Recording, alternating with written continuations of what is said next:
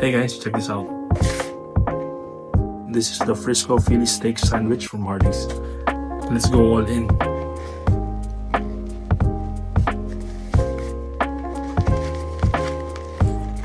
Wow. Let's cut it in half.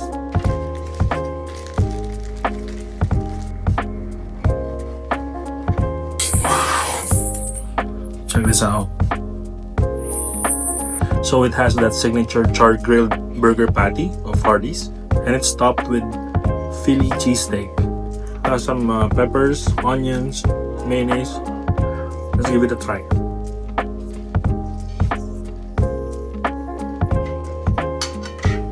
You taste that signature grilled beef patty of Hardee's and the succulent pieces of beef Philly steak.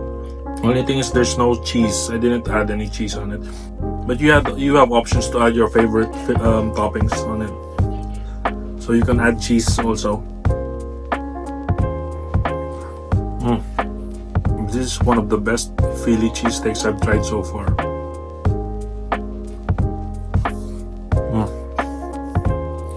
Oh my god. So good.